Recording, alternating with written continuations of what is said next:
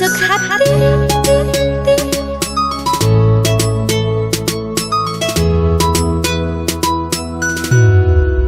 Hai kawanku, jangan lagi busuk hati, nanti kamu jadi sedih dan dibenci ilahi. Hai kawanku, terus perbaiki diri dengan berzikir di hati dan raih cinta ilahi. Dia mencoba, kalau nama seorang audit itu pasti dia sudah mempersiapkan datanya. Nah ini makanya dia menggoyang. Apakah saya nggak tahu maksud dan tujuannya itu. Setelah nanti umpamanya nanti berhasil dengan asumsi apakah dia nanti sebagai ketua terus dananya Bang Dalen akan berikan, tidak semudah itu. Karena apa? Proses yang kita lalui cukup panjang. Kita ngamen bener-bener apalagi itu kita ngamen. Kita titip kotak di parkiran, kita titip kotak di pangkalan ojek, kita naruh kotak-kotak di warung-warung, kita bikin scan barcode, taruh di bank-bank, kita taruh di pemerintahan. Habis itu kita ngecrek, habis itu kita nyebarin amplop. Semuanya kita lakukan dalam rangka kita mencari sebuah pundi-pundi.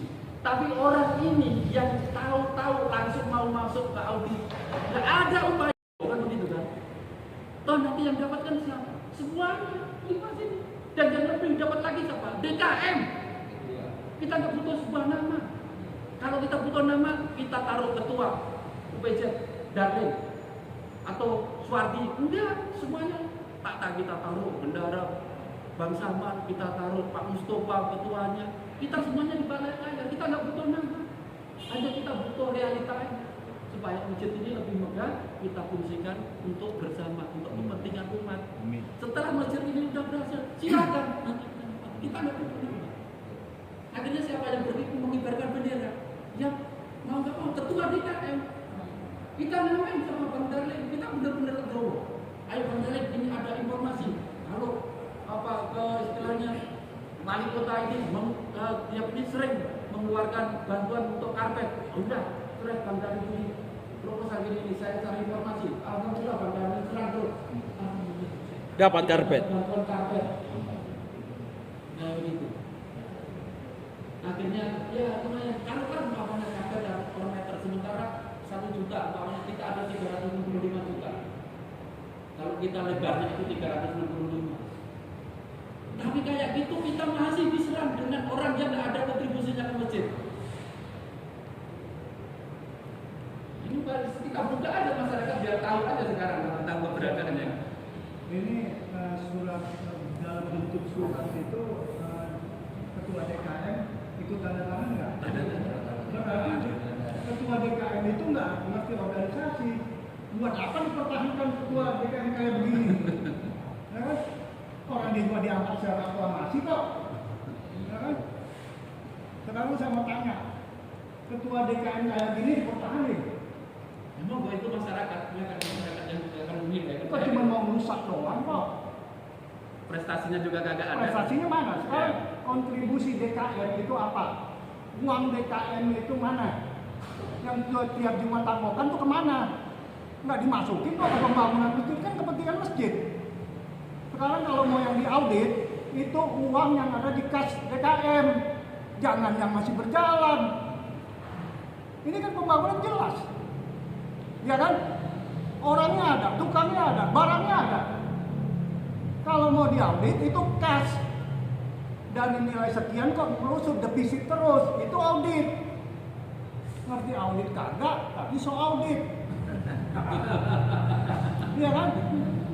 Nah sekarang mana yang mau bertanggung jawab? Sekarang uang kas masjid itu yang harus diaudit karena defisit. Dari mulai zakat fitrah, kurban, kan nggak ada kemajuannya. Merosot terus, ya kan? Merosot. Buktinya mana? Ya, ada laporan. Ya kan? Ya. Laporannya jelas nggak? Ya. Ke masyarakat kan itu punya masyarakat. Tapi satu aja itu harus disokong sama berapa orang itu. Untung aja Pak Rohani punya channel ke Manurung itu. Kalau enggak itu nggak ada. Ya. Nah dari situlah kepercayaan masyarakat itu sudah tidak percaya lagi. Masyarakat sudah percaya sama Bang Darling. Sampai itu ibu-ibu datang, itu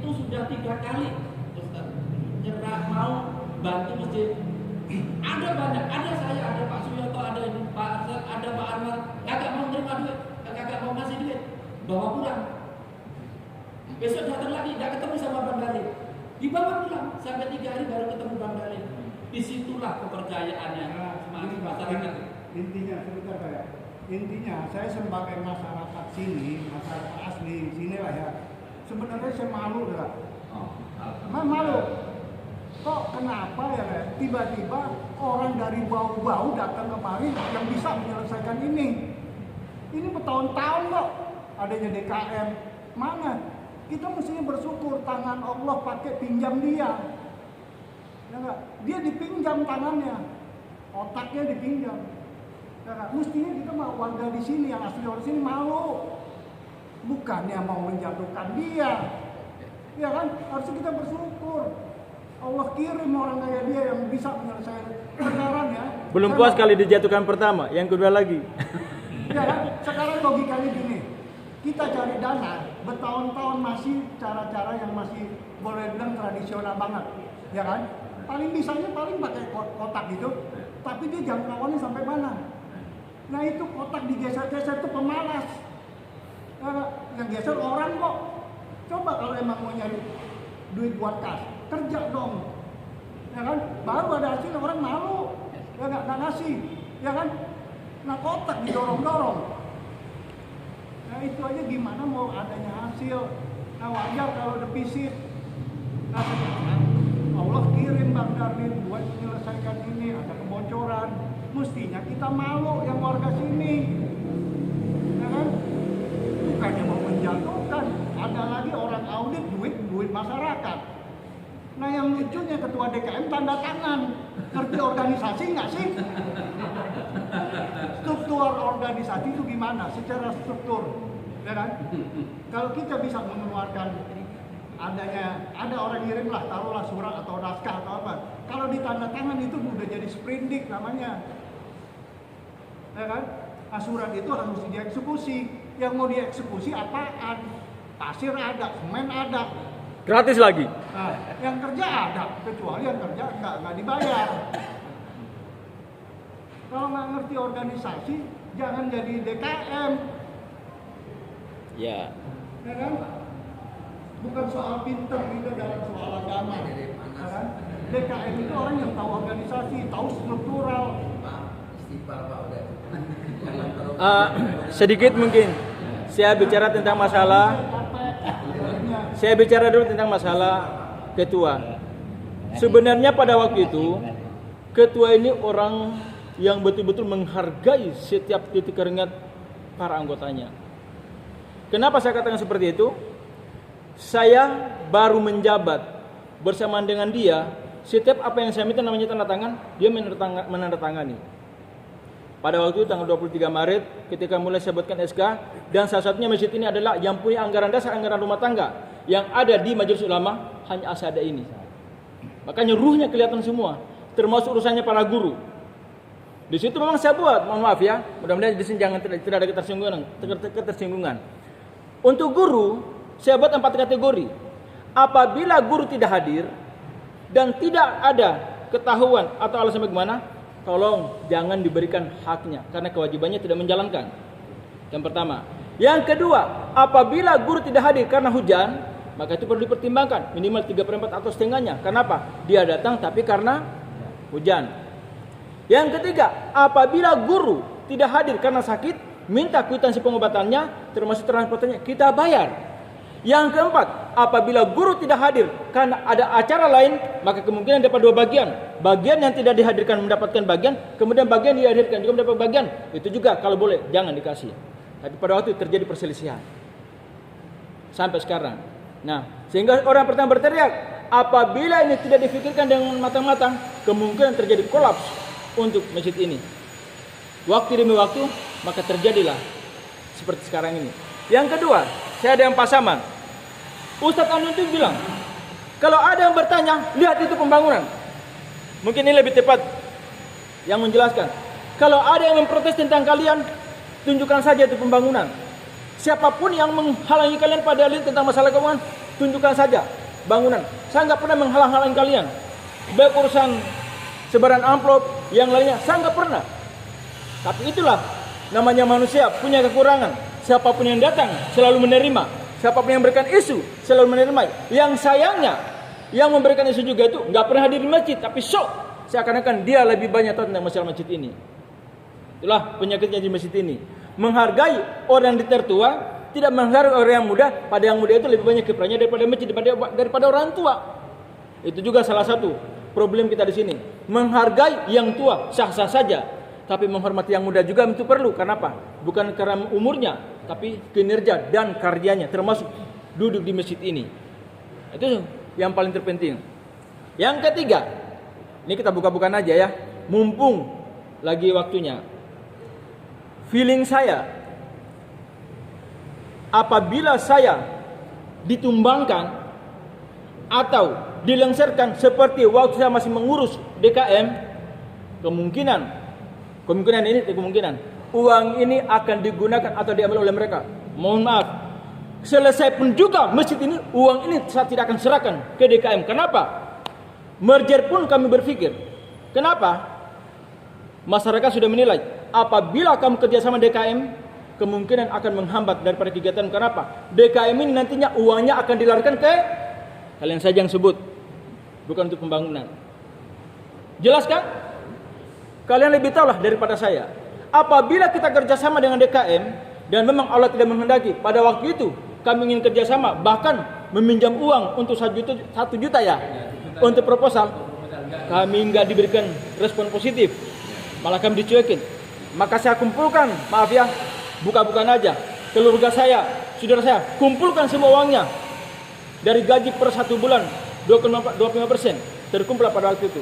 Saya mohon izin, boleh nggak bulan Juli? Tapi Pak Suadi, jangan. Satu kekurangan kami pada waktu itu, sebelum kita bergabung ya, Ustaz Sofyan, mohon maaf. Waktu itu kami hanya berenam di UPZ ini. Saya sebagai penasihat, Pak Mustafa sebagai ketua, Pak Saman sebagai bendahara, Pak Rohani sebagai penyaluran, Pak Asad sebagai penerima, kemudian siapa lagi satunya itu? Pak Anwar sebagai sekretaris. Secara sumber daya, mungkin mereka pengalaman agama boleh, tapi sumber daya, mohon maaf. Maka pada waktu itu saya berpikir, ya Allah, apa yang terbaik supaya kami bisa bergerak untuk PZ ini? Ternyata dengan kami dikeluarkan atau disingkirkan dalam hal ini kepengurusan, kamilah keluar berjamaah juga. Termasuk Ustaz Sofyan Arsad, termasuk Pak Suyoto, termasuk Pak Suadi. Mulai saya bangkit waktu itu. Mudah-mudahan para cendekiawan ini bisa bergabung dengan kami. Tapi saya belum kuat waktu itu. Kenapa? Secara personal kami, secara organisasi belum kuat. Maka kami menggunakan Pak Bari Damanik ini, tolong bantu kami supaya kami kuat dalam urusan organisasi ini.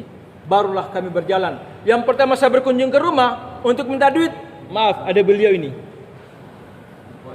Pak polisi ini. Yang pertama saya berkunjung ke rumah, ada bapak ya waktu itu, belum rumahnya siapa-siapa, Pak polisi ini. Tapi yang pertama saya minta izin untuk bangun renovasi masjid, ada Pak Halik. Mana Pak Halik itu? Pak Halik waktu itu nggak punya apa-apa, masih mau menyumbang 10.000. Padahal saya tahu dia orang mondar-mandir, nggak tahu kemana arahnya. Pak Halik saja masih mau memberikan saya 10.000. Mungkin waktu itu bapak ada ya depan sini. Saya berpikir, orang, maaf ya Pak Halik, orang yang seperti Pak Halik saja bisa, apalagi orang-orang sekitar kita yang lebih dari itu. Maka bangkitlah masjid ini sampai sekarang, alhamdulillah. Nah, ada lagi mungkin yang perlu di silakan buka. Mungkin mantan ketua Pak Kana, nggak ada salah ngomong sekarang, nggak ada salah ngomong. Justru sekarang ini lebih berbahaya kalau salah ngomong di luar. Kalau kita salah ngomong di sini masih sama-sama kita dengar, tapi kalau salah ngomong di luar itu lebih berbahaya. Karena apa? Susah ditarik itu kata-kata. Tapi kalau di sini masih sama-sama kita klarifikasi. Dan saya tahu di masjid ini banyak orang tidak yakin, banyak orang meragukan kami. Tidak akan mungkin orang luar bisa berkiprah di masjid ini. Tapi kami ikut juga, hanya orang luar lah yang bisa membangun. Karena apa? Dengan keberanian, dengan didukung oleh orang di sekitar kita. Kalau mau jujur saja ya, kekuatan kami itu ada Pak Sofyan Arsad, Kekuatan kami itu ada Pak Suwardi. Kekuatan kami itu ada Pak Arsyad. Kekuatan kami itu ada Pak Saman. Kekuatan kami itu ada Pak Rohani. Situlah kekuatan-kekuatan yang tidak bisa kami lupakan. Kenapa? Mereka lah sebagai tempat curhat saya. Secara pengalaman mungkin ada beberapa yang hanya berdiri di tempat, tapi selain itu masih banyak juga yang menyebar kemana-mana pengalaman itu. Itulah yang jadikan kami sebagai kekuatan. Nah, terkait masalah audit ini, mungkin salah satu alasan mereka tidak datang karena meminta data. Memang data saya tidak kasih, tapi data sudah kirim, kan ada itu datanya ya, paling belakang. Jujur aja, bahasa kasarnya itu pun juga nggak minta izin sama saya. Bahkan di situ ada angka-angkanya, ada namanya Opik, ya, ada namanya Muhammad Afroji, pendapatan sekian dengan fee sekian, ada semua di situ. Artinya apa? Maaf, bahasa kasarnya itu nyolong data tanpa sepengetahuan saya. Makanya minta data pun juga saya tidak kasih. Nggak minta saja sudah nyolong. Itu kan namanya nyolong data itu. Alasannya karena kita nggak kasih data. Bagaimana kita mau kasih data? Dia sendiri. Saran saya sampai kapanpun nggak usah dikasih data. Itu ya. Ya, nggak usah dikasih. Ya. Kalau dia nggak percaya, sudah ini kan. Hah? Ya. Saran saya itu aja. Jadi nggak usah dikasih. Kalau dia pengen duduk bareng, ya kita ladenin. Cuma sekarang kayaknya kita nggak usah ladenin dia. Kita undang, dia nggak datang, ya udah cukup aja. Sampai di situ. Nggak usah kita ladenin. Kalau kita ladenin nanti kita banyak pikiran. Tidak. Sementara kita masih punya tujuan yang mulia. Yeah. Kita menyelesaikan. Jangan sampai pikiran kita kepecah gara-gara itu. Pernah pecah pikiran saya itu. Iya, nggak usah risaukan aja. Dia hanya seorang diri yang nggak usah di. Udah kayak gitu aja. Dia bukan seorang diri, Pak. Ngomong apapun kita cuekin aja. Nanti tujuan kita satu, fokus menyelesaikan tugas kita yang mulia. Bagaimana kita mengembalikan ini sebenarnya dampak jelek dengan adanya approach ini, dampak jelek akhirnya apa? Tingkat kepercayaan masyarakat terhadap kita ini mulai berkurang seperti apa yang dikatakan Bang Darlin. Sementara kita bangun kepercayaan ini berat. Kita dipercaya orang itu berat. Nggak semudah kita membalik telapak tangan. Makanya saya juga nggak tahu maksud dan tujuannya dia itu apa. Bukannya mendukung tapi justru ngerecokin. Nah, saya nggak paham apa yang dimaksud. Apakah dia mau mencari nama seorang pahlawan atau apa? Nah ini ya. Tapi kita nggak usah risaukan. Sekarang sudah jam 4, dia nggak datang. Ya udah cukup sekian. Habis itu nggak usah besok lagi. Kalau dia minta apapun, nggak usah. Yang penting kita masyarakat sudah. Silakan Pak. Lagi Pak. Ah. Ini karena udah jam lewat. Karena namanya audit di sini kalau saya baca di surat saya dulu ketuanya siapa? Sekretaris bidang audit itu. Kok sekretaris ketuanya audit siapa? Nggak ada. Terperinci loh. Kalau misal surat. Itu bukan sekretaris, seksi bidang. Seksi bidang audit. Iya, seksi bidang audit. Seksi bidang Audit. Emang di masjidnya ada? Nggak ada. Nggak ada. Sebutnya di manapun tidak. Hanya UPZ yang ada. Ini tidak ada ngarang-ngarang kata-kata. Ngarang banget itu. Jadi Dia nggak Pak setuju. RW apa yang tidak lanjutin yang audit saya rasa nggak usah nanti terbengkalai ini. Pikiran kita Apa kepecah. kata jamaah dari hamba Allah yang memberikan bantuan kok berhenti, sedangkan barang masih banyak, kecuali barang nggak ada berhenti, dana banyak disimpan nggak dijalankan baru gitu. Itu juga bukan auditor. Ketua DKM panggil ketua kantor rapat, tidak ada di audit, bukan di audit. Kata-kata Kalau evaluasi kali boleh ya. kecuali di pribadi audit, di pribadi seseorang baru di audit. Dari pemerintah, Departemen Agama di audit. Ini dari hamba Allah kok di audit? Ya salah lah, kata-katanya salah gitu, bukan audit. Kalau ini panitia aja duduk sama DKM. Ya, evaluasi. Yang rapi, duduk rapi, tidak ada keributan, tidak ada rapimnas. Ayun. Kalau saya saran, jalankan terus. Amin, amin. Mau hujan, mau panas, jalankan. Amin. Insya Allah berkah. Di Amin. masjid ini. Itu aja kita minta sama Allah, dana datang dari mana? Dari hamba Allah. Insya Allah berjalan dengan lancar. Itu aja. Cukup, saya rasa cukup karena Mungkin Pak Ustaz Sofyan berikan masukan. Sebenarnya masalah ini masalah menurut saya sepele. Ya. Ya minyak plastik kita harus pakai etika. Dengan kemudian ya. etika dan pendekatan itu udah cukup sebenarnya. Ini masalah intern, nggak perlu sampai keluar. Obrolan warung kopi aja udah cukup. Hadir ke masjid, pendekatan sama Pak Darwin, ya, sambil merokok 2 batang. Apalagi kalau angkat semen 1 ember ya, gangguin gitu. Nggak usah lah ngobrol aja. Sering-sering datang ngobrol sama Pak Darwin, ya.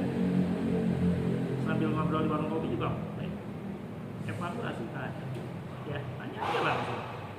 Pembangunan habis berapa nih biaya dan lain sebagainya, ya. Apa yang udah dibeli, apalagi laporan tiap Jumat kan ada. Kan bisa dikalkulasi. Ini bangunan segini, biaya segini, kira-kira pas nggak berapa? Ini sebenarnya masalah intern, ya. Duduk aja bersama, sering datang ngobrol, karena kurang piknik kali, gitu loh. Jadi kalau orang sering piknik capek, ntar kembali ke masjid tuh, ketemu ngobrol. Kalau ngaji kurang malam nih baratnya, ya, baru setengah jam pulang, gitu. Jadi seperti itu. Jadi kalau dia datang pendekatan baik-baik, sebenarnya sebelum masalah ini terjadi, sedikit ya, dulu DKM kita udah merapiin, benar nggak? Ya. Kita lihat pos pengeluaran, kenapa kok defisit, ya kan? Karena ada pengeluaran yang tidak perlu itu, yang harus kita luruskan, kita benahi, tapi nggak mau.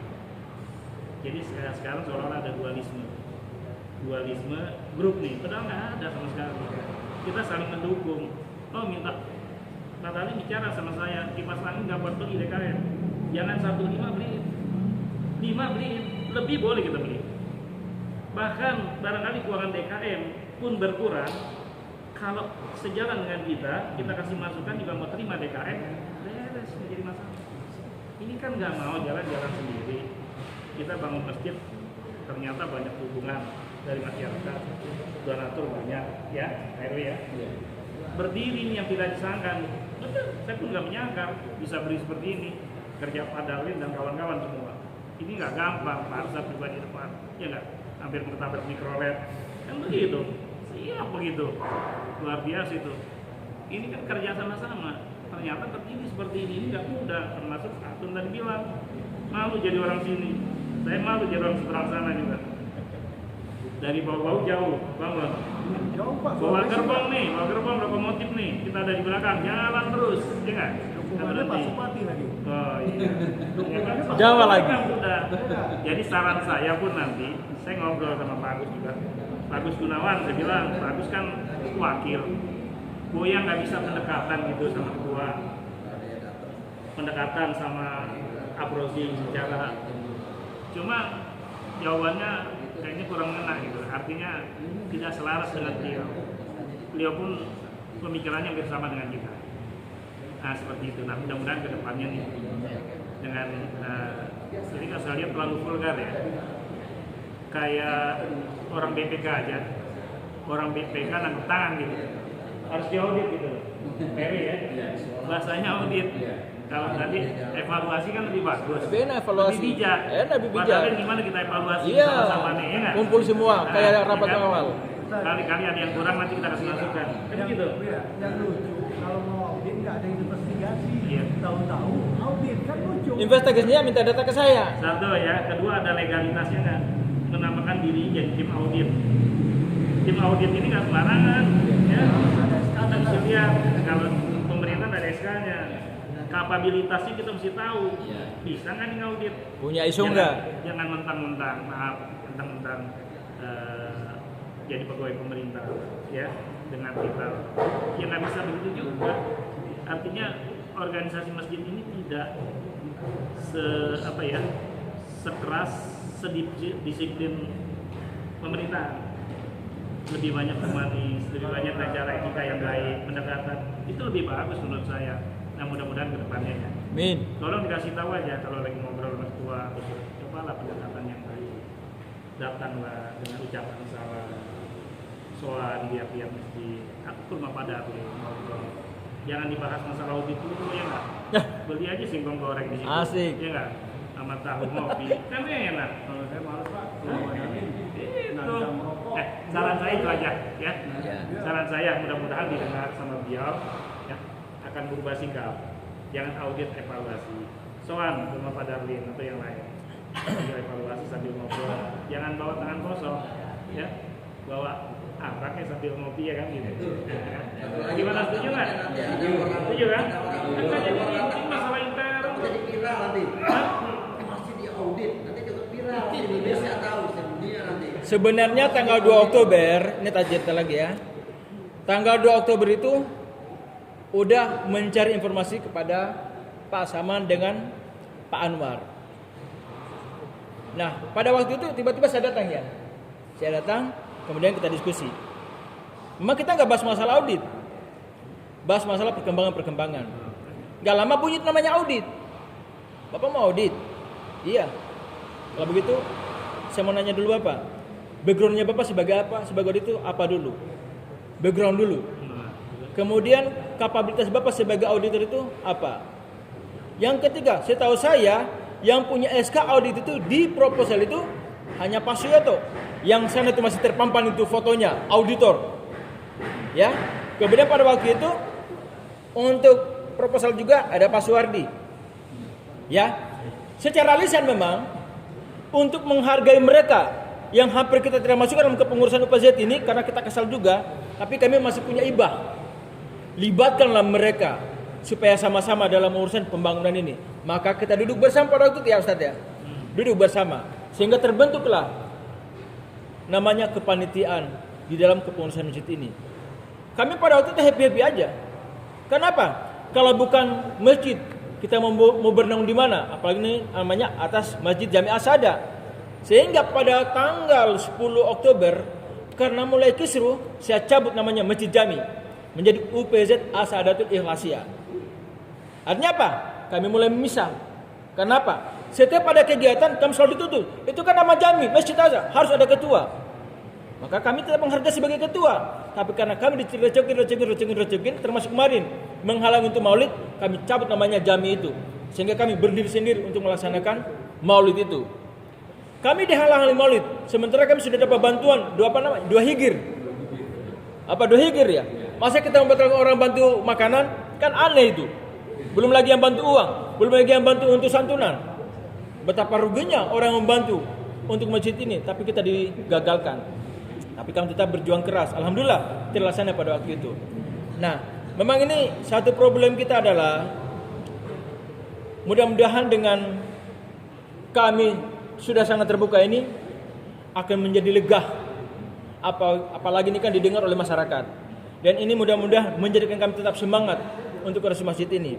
Satu, kebersyukuran kami ya di dalam kegiatan kepengurusan ini yang kami mengeluarkan uang sebenarnya itu hanya berapa persen dari pendapatan.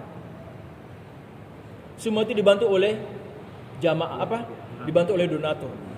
Donatur ini Pak ada dari Parung, ada dari Cimahi, ada dari Irian, ada dari Batam, ada dari Sulawesi, banyak.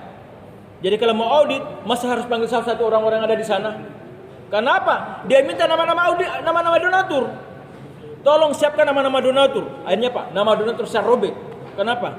Sekali-kali atau sewaktu-waktu mereka ambil nama donatur itu, kan gampang saja Pak, mengatasnamakan Masjid Asada, tapi dimanfaatkan oleh mereka, makanya saya robek gitu nama-nama donatur itu. Tapi nama itu sudah ada dalam HP saya.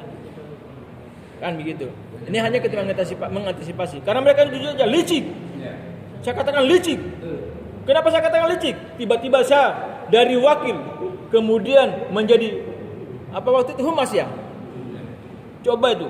Hanya karena saya mengerjakan pekerjaan Kota Kamal 4. Hanya karena saya mengerjakan pekerjaan waktu itu susunan idul bulan Ramadan. Saya kan menyusun bulan Ramadan itu sesuai dengan rapat. Saya tidak tahu nama-nama khatib, nama-nama Bilal, nama-nama muazin. Tiba-tiba mereka kesal pada waktu itu. Ya, kan rapat. Kalau nggak salah waktu itu 7 kali rapat. Pak Suhadi masih di Tanah Suci. Malamnya sampai jam 11 kita rapat. Saya bilang luar biasa. Memang di masjid depan banyak setannya. Sampai saya ngomong kayak begitu. Mungkin ada lagi, kalau nggak ada. Ya cukup, karena nggak ada auditor, nggak ada yang kita apa-apakan, kami juga cukup puas dengan curhatan kami. Mudah-mudahan ini juga melegakan kami untuk berbuat masjid ini Ingat, dan satu pegangan saya, tidak ada maulid, berarti tidak ada masjid, tidak ada salat dan sebagainya. Karena ada maulid, semua kita lakukan dengan sebaik-baiknya. Untuk lebih afdalnya kegiatan kita ini, minta Pak Arsyad untuk membacakan doa supaya kita menjadi hikmah dalam urusan ini. Silakan Pak Arsyad.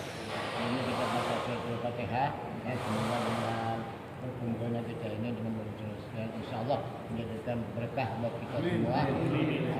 Dan semoga cita-cita kita semuanya dikabul oleh Allah Subhanahu Wa Taala dan supaya kita terlaksana juga pembangunan daripada kajian ini. Al-Fatihah.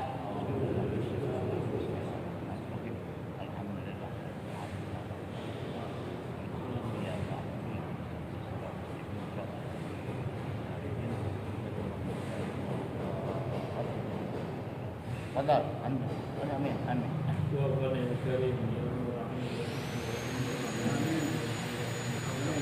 اللهم بحق الفاتحة وبسر الفاتحة وبكرامة الفاتحة وبشفاعة الفاتحة وبهاجة الفاتحة وبهاجة الفاتحة وبهاجة الفاتحة يا فرج الهم يا كاشف الغم يا من لأبنياء الإرحام ربنا تقبل هذا الدعاء بالإجابة برحمتك الواسعة دعوهم فيها سبحانك اللهم وتحياتهم السلام وآخر دعوانا الحمد لله رب العالمين. Takbir, Allahu Akbar. Assalamualaikum warahmatullahi wabarakatuh. Sallallahu alaihi